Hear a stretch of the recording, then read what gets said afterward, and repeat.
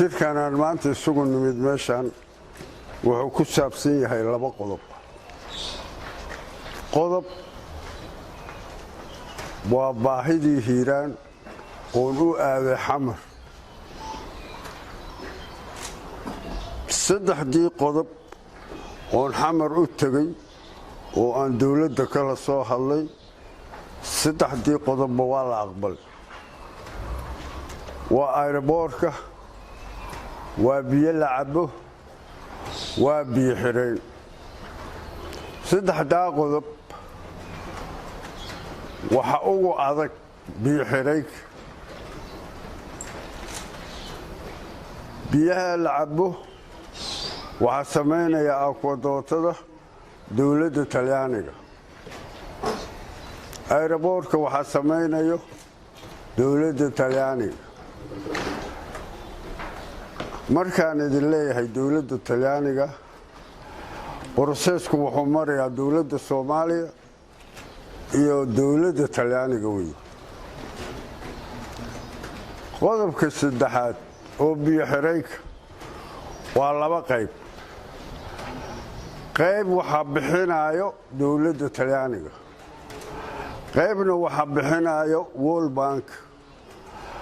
biyo xiraynadu labadaasay u qaybsan yihiin. anigu hadda ka hor waxaan warbixinta u bixin waayey, waraaqadahan baa gadaal iga jira. qofku wuxuu sheegayo inuu runtiis tahay inuu beentiis tahay waa inuu buruuf wax cad keeno. waa waraaqadihii ogolaashada oo kuwaas. ninkii rabo koobi waa la siina, ninkii rabo waa sawiran karaa.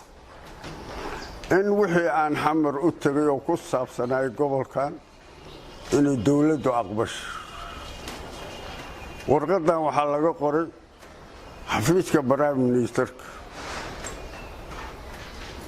wax marka la qabanayana broseesaa la maraa iyo nidaam dawliya. waraaqado badanaa la isu dirdirayaa, laakiin warqadan waa warqadii u horeysay, saasaa la ogaado. ujeeddadan oo tagay xamarna in la soo aqbalay. markaan taa ka gudbo waxaan u gudbiyaa Soomaali weyn. hadda ka hor muddo laga joogo 5 sano waxaan sheegay Soomaaliya inay u baahan tahay dib u heshiisiin. dib u heshiisiintaas ha ka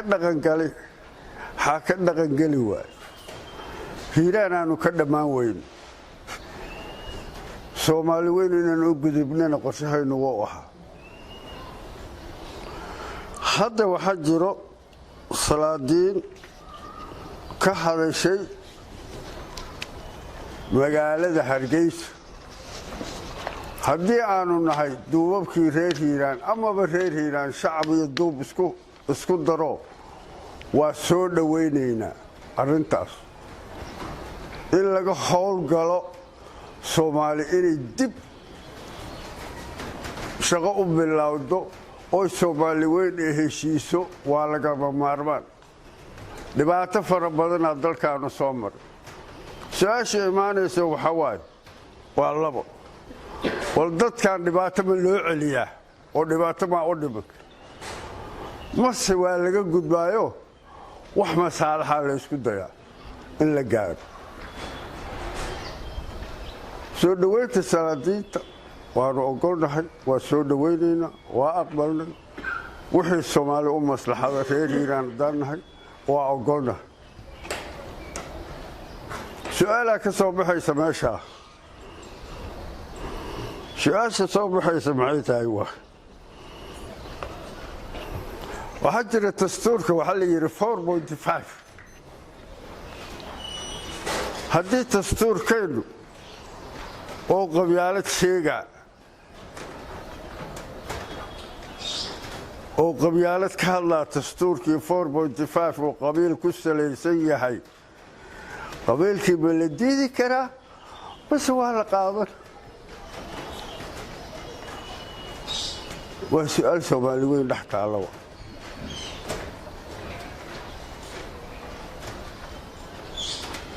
haddii marka la yidhaa lama qaadan karo weji kale bixin haddii la yiraahdo dastuurka hal qaatana weji bay leedahay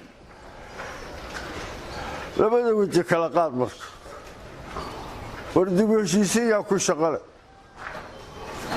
in la isweydiiyo su'aasha u baahan ay Soomaali horta dhinac wax isula wado aa loo baahan yahay war haddii dib u heshiisiin dastuurka inay qabiil sheegayo dib u heshiisiin ayaa kugu shaqale ma siyaasadaha ku shaqale bas dhaqanaa ku shaqale su'aashaas Soomaali weynaa la weydiinaya laakiin maxaa lagama maarmaan waxa lagama maarmaana dhankii la rababa ha loo dhigo dhinacii la rababa ha loo jiido waxa laga maarmaana Soomaali inay heshiiso ay wax qabsato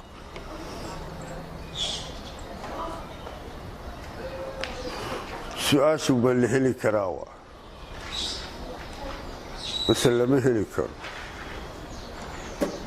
haddaan hadda inteenan cod u qaado dadka waxaan u soo yareynay maadaama la yiri lama shiri karo iyo meel isugu imaan karo iyo dadku waa yareynay maanta laakiin way qurxaneed in dad weynaha loo bandhigo wixii la sheegay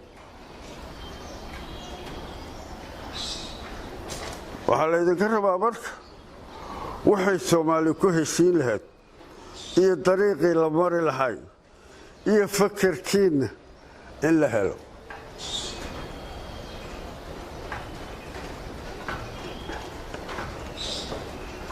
dastuurku 4.5 sheegay waa qabiil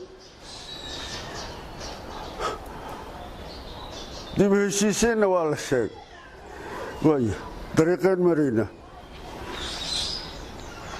ma dib u heshiisiinta qabiil aan aadayna ma maamul iyo aan aadayna iyo siyaasad dadweynaha la rabaa inay kala saaraan marka anagu waxaan sidii ku yeeray labada qodob inaan idinla socodsiiyo waana mahadsantihiin war badan looma baahna dib u heshiisiin 5 sano ka hor aan ka hadlay anigu laakiin hadda waxaad moodaa xoogaa inay wax soo ifayaan haddii wax soo ifayaan alxamdulillah haddii wax soo ifi waayaan waa rabbil caalamiin saasaad ogaanaysiin waana mahadsan